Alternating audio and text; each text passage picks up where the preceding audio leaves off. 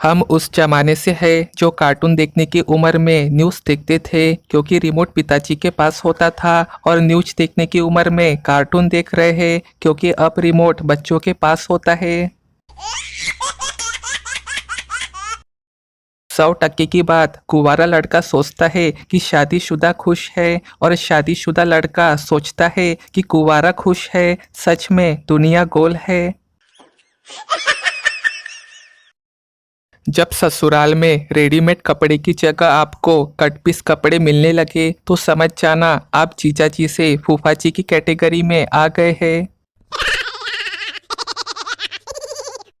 सुना है जो लड़कियां बॉयफ्रेंड नहीं बना पाती वो आखिरी में निराश होके अपने दीदी के देवर से सेट हो जाती है।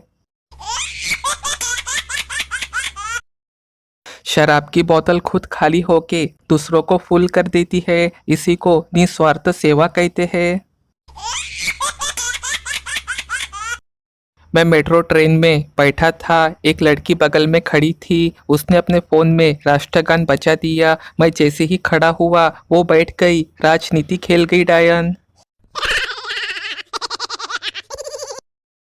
प्रेम में पड़ा पुरुष रात में प्रेमिका का फोन व्यस्त बताने के बाद रात भर चैन से सो नहीं पाता है। पत्नी ने अपने पति का मोबाइल चेक किया तो उसे 3 नाम सेव हुए मिले। पहला मेरी जन्नत, दूसरा नसीबों वाली, तीसरा जाने मन।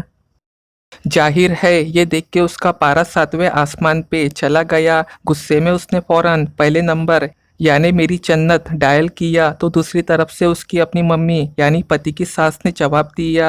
फिर उसने दूसरा नंबर नसीबों वाली मिलाया तो दूसरी तरफ से उसकी छोटी बहन ने जवाब दिया। जब उसने हैरत से तीसरा नंबर यानी जानेमन कॉल किया तो उसका अपना फोन बज उठा। पत्नी की आंखों में आंसू भर आए। उसे खुद पे इंतहाई अफसोस हुआ कि क्यों उसने अपने मासूम पति के किरदार पे शक किया। इसी पछतावे को कम करने के लिए उसने अपने प्यारे पति को अपनी बचत के सारे पैसे तोहफे में दे दिए।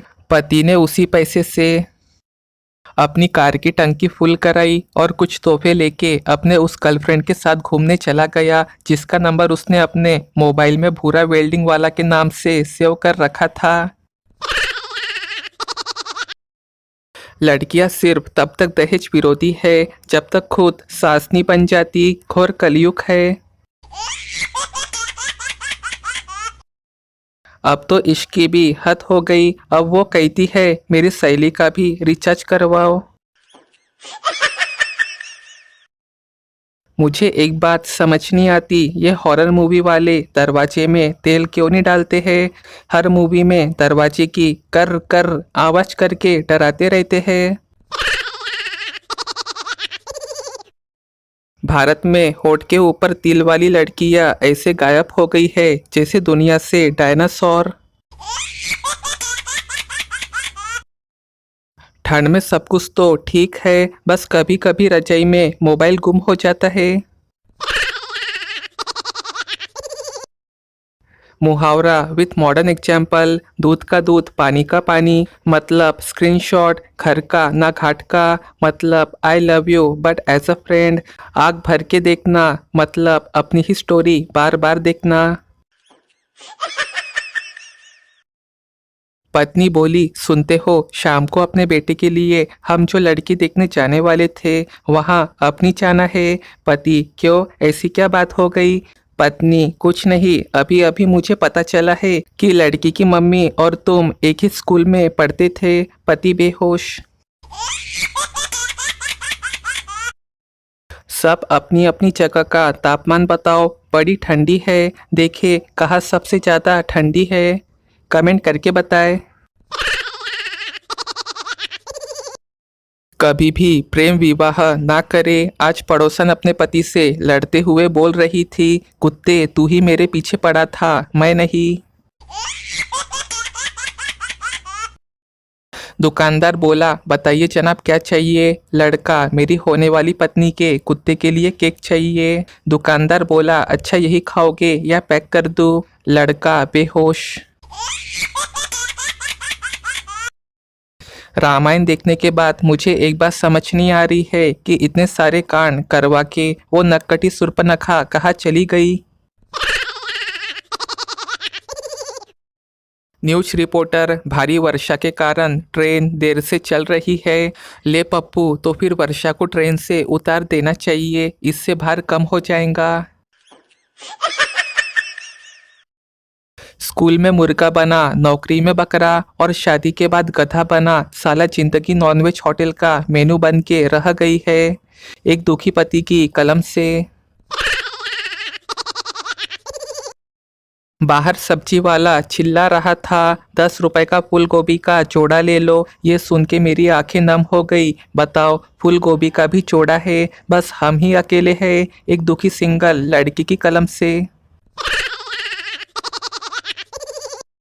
वाइफ बोली, ये रैगिंग किसे कहते हैं? हस्बैंड, ये जो तुम हर मैरिज एनिवर्सरी, करवा चौथ और जन्मदिन पे जबरदस्ती गिफ्ट मांगती हो ना, उसे ही अंग्रेजी में रैगिंग कहते हैं।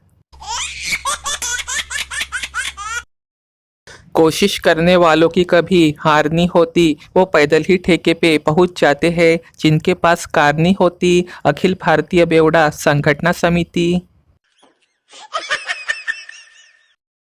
पति जैसे ही घर पहुंचा तो पत्नी ने उसे लात घूंसों से पीटना शुरू कर दिया। बुरी तरह से पीटने के बाद पति ने जब पिटाई का कारण पूछा तो पत्नी बोली, पड़ोस वाले शर्मा जी का अपनी पड़ोसन से चक्कर चल रहा है।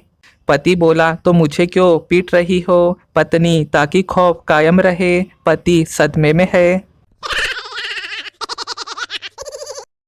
इसको बोलते हैं फाइनेंशियल मैनेजमेंट। देखिए, एक भिखारी को कहीं से 100 रुपए मिले तो वो 5 स्टार होटल में गया और उसने पेट भर के खाना खाया। फिर 2000 रुपए उसके खाने का बिल आया तो उसने मैनेजर से बोला, मेरे पास पैसे नहीं है। मैनेजर ने पुलिस को बुला के भिखारी को उनके हवाले कर दिया। भिखारी ने होटल से बाहर निकलते ही पुलिस को 100 रुपए थमा दिए और छूट गया। एक आदमी अमेरिका से अपने पत्नी को कॉल करता है। नौकरानी फ़ोन उठा लेती है। आदमी बोला, मालकिन से बात कराओ। नौकरानी, वह तो साहब के साथ कमरे में बैठी है। आदमी, क्या साहब तो मैं हूँ। नौकरानी, अब मैं क्या करूँ? आदमी, मार दे उन दोनों को। नौकरानी, इस तरह से तो मुझे जेल हो जाएंगी। आदमी, मैं तुम्हारा वीजा भेज रहा हूँ, तुम अमेरिका भाग जाना। नौकरानी ने दोनों को मार दिया। नौकरानी, अब लाशों का क्या करूं? आदमी बोला, घर के पीछे जो नदी है उसमें फेंक के एयरपोर्ट आ जाओ। नौकरानी, पर घर के पीछे तो कोई नदी नहीं है। आदमी, तो क्या ये 959528 नंबर नहीं है? नौकरानी, नहीं। आदमी, सॉरी जी, रॉन्ग नंबर। एक पायलट लड़की की शिमला एयरफोर्स में पोस्टिंग थी। उसके सास ससुर गांव से उसके पास चले गए। तभी एक एयर शो मतलब हवाई करतब होना था। लड़के ने सास ससुर को इम्प्रेस करने के लिए खूब करतब करे। जहाज को कभी इधर उधर करे, कभी उल्टा करे, कभी गोल चक्कर में घुमाए, कभी ऊपर ले जाके नीचे लाए। जब फ्लाइट पूरी करके अपने सास ससुर के पास आया तो सास बोली, बेटा हिम्मत ना हार, मेहनत करता रहे, कभी ना कभी हवाई जहाज सीधा भी चलाना आ ही जाएगा। जब आपकी पत्नी हद से ज्यादा बदतमीज करने पे उतर जाए तो समझ जाओ वो मानसिक रूप से आपको अपना पति परमेश्वर मान चुकी है। शादी के बाद नई बहू से सास बोली, चल बेटी गोबर पाथन का समय हो गया है। मॉडर्न बहू, मम्मी मैं MBA पास हूँ, मैं गोबर नहीं पाथूंगी। सास, वो सामने वाली पड़ोसी की बहू देख रही है जो गोबर पाथ रही है, वो डॉक्टर की है। भारत में अगर एक तरफा प्यार करने वालों को अलग किया जाए तो उनका एक अलग देश बन सकता है और उनका राष्ट्रगान होगा, तू प्यार है किसी और का, तुझे चाहता कोई और है। पहले हमारे घर में हमेशा रोज रोज मेहमान आते ही रहते थे। फिर हमारी दूर की एक मौसी ने हमें नेटवर्क चेन मार्केटिंग और LIC एजेंट का बिजनेस शुरू करने को कहा। अब पूरा 1 साल हो गया है, बुलाने पर भी कोई मेहमान पटकते नहीं है। एक समय ऐसा भी था जब भगवान बांसुरी बजाते थे और गोपियाँ भागी चली आती थी, और आज कचरा गाड़ी वाला गाना बजाता है और मोहल्ले की सारी औरतें भागी चली आती है। ये कलयुग है भाई साहब।